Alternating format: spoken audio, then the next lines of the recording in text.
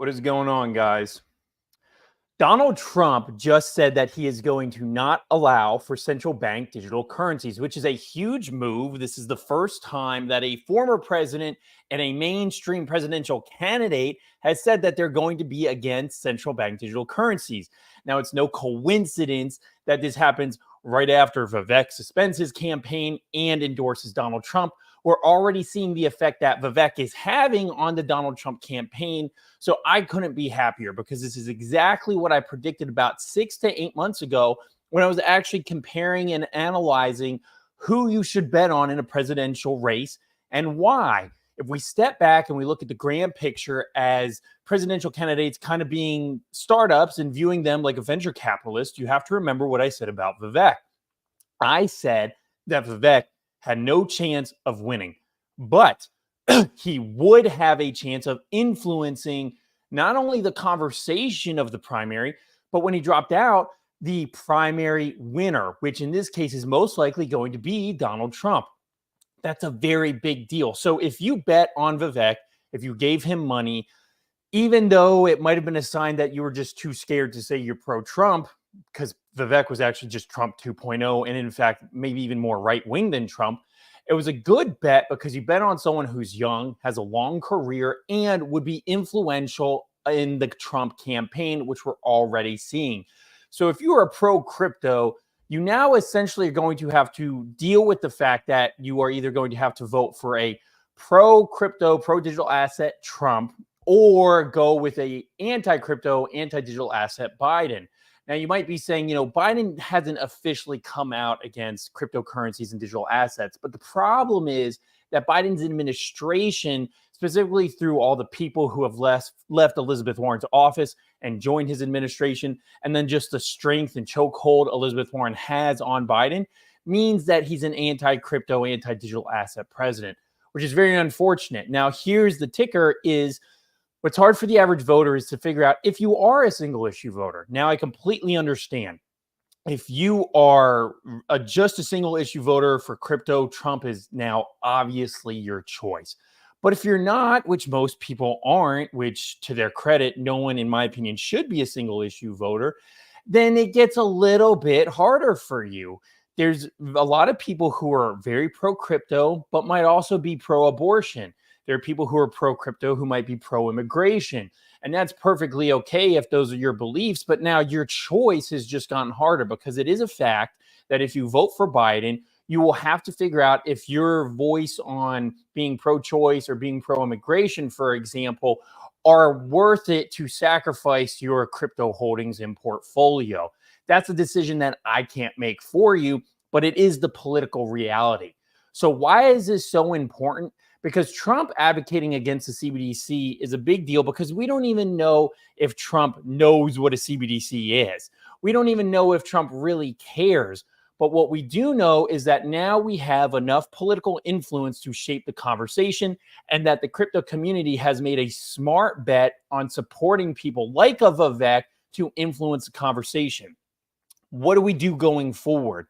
What you do going forward is you support Donald Trump if you're a single issue crypto voter.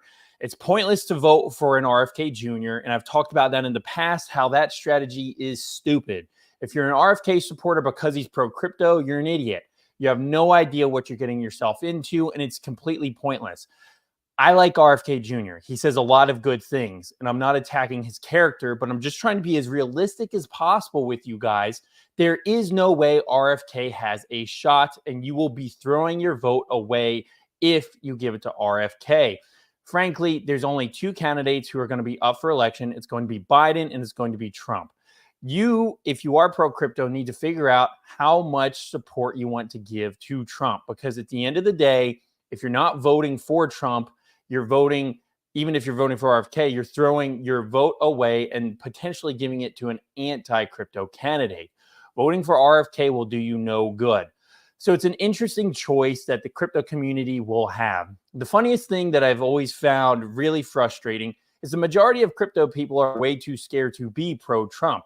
They've always been sticky on the issue. And in fact, a lot of them were really, really hoping that he would lose the primary. And I'm sure a lot of them are grinding their teeth and very upset that Trump is going to be the Republican nominee.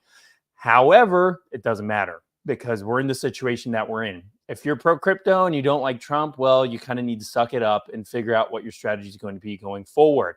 We will slowly see people fall in line and they'll dance around the issue, simply stating things like, well, Biden is just so bad. I hate to admit it. I'm going to vote for Trump. Please don't say that. At least if you're going to have a choice, be bold about it. No one wants to see a weak position on someone who's especially an influencer on, say, Twitter or YouTube, try to justify why they're voting for Trump. Just be straightforward and be upfront because this is the political reality that we are in. So Vivek Ramaswamy, great bet. If you invested in him, great decision.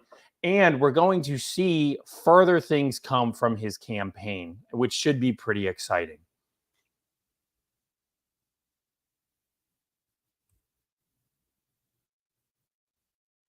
So let me now go through some articles that we're going to be reading.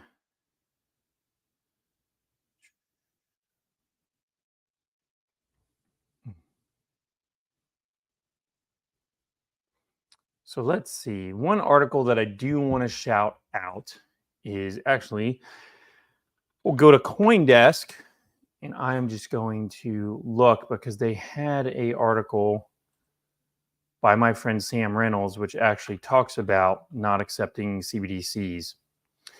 One of the reasons this is so important is a lot of people just don't understand what central bank digital currencies are. And I hear the argument all the time that a central bank digital currency hasn't been created yet, so why are we fighting it? We're fighting central bank digital currencies because you have to be preemptive. When you're looking at being preemptive and you're looking at strategy, I call it a loser mentality. And I was actually on a Twitter Spaces the other day where someone was kind of talking about how, one, it's inevitable, and two, the states don't have the authority to stop central bank digital currencies. It's very important to understand the dynamic that we live in a very different country. And we see all the time people overstepping their bounds on authority. We see it from local judges to federal judges. We see it from congressmen. We see it from state governors, from issues like marijuana, abortion, healthcare, the border. The fact is that as the U.S. is in some form of decline or in this chaotic period, power belongs to whoever is willing to seize the initiative. And that's the unfortunate reality. So what does that mean? It means that, frankly, whether the state of Florida has the ability to ban CBDCs or not, we can and we will and we should, and other states should follow suit. Because everything is about political capital and political bandwidth. What do I mean by that? If you've attended some of my previous speeches and previous talks, I've talked about harassment architecture as a concept where you're essentially attacking a system that's brittle consistently, trying to break it. This strategy is similar in that you can test the bounds of authority as a group in order to push a certain agenda that you want. And the more states that try to sign up to stop CBDCs, the more likely it is that the federal government will not be able to give the political capital to fight every state law. Now, they can certainly try, but look at what's happened with marijuana. Look at what has now happened with abortion and Roe v. Wade, now that it's gone to the court. And that was a 50-year fight. We're seeing different fights around the administrative state and lawsuits being brought up to bog down the SEC, not just Coinbase, but hedge funds. It's a multifaceted issue. But the thing you have to understand that a lot of people miss, and I get it, a lot of people miss it because a lot of people like rules, and we want to operate within a certain rule of function, which is perfectly normal and perfectly understandable, especially if you're older. If you're older, you grew up in a world where, I don't want to say government was more honest, but government certainly was a slightly more efficient machine. You could at least know what to expect. You knew what people, not necessarily what they were doing, but you knew where things were headed. Now things are so divisive, modern divisive, that we're at a point where people are consistently testing their authority all in order to gain power and also just prevent other people from getting power. That's why now we're bringing back conversations about stacking the Supreme Court, figuring out different ways to rearrange the Supreme Court, or make the Supreme Court abide by certain rules and regulations. Because a lot of people do not like the current power that the Supreme Court has, It's messing up the total plot and plan for the current administration. And that may change. Of course, Reagan, when he was president, did not like a lot of the justices who were liberal at the time. So he circumvented that through administrative processes, right? This is the balance of power. So what we're seeing with CBDCs is we've seen a growth across states to ban them. And now we're seeing that it's become finally a presidential issue, not just with Vivek and DeSantis, but now with Donald Trump. So you are having now the Republican Party as a whole become the anti-CBDC party. The biggest question is, how are Democrats going to respond? If Democrats were smart, they would also actually start saying that we're anti-CBDC. Elizabeth Warren might come out and say that, hey, I'm not for authoritarian money. I just want efficient money. And that's something that I personally say quite often. I always tell people, I'm fine with efficient money. Efficient money is okay, but not if it violates your basic rights to privacy, not if it violates the Bill of Rights or the Constitution. And that's the one tricky thing. If the dollar is the law of the land here in the United States, how can we use that dollar to circumvent the rights of American citizens? And in fact, in a lot of ways, this is already happening. If you just look at how credit card companies are tracked, if you look at the banking system and how people are debanked, we can actually use the financial system to skirt laws and regulations and basic human freedoms. And that's been going on for quite some time.